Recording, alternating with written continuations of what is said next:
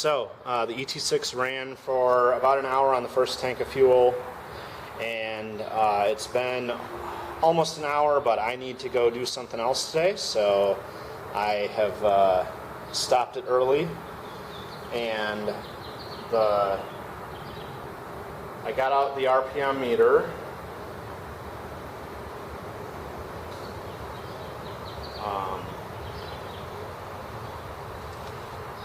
Got out the RPM meter and checked it several times while it ran. The lowest reading I got was about 1100 RPM, but most of the time it was between 1150 and 1200.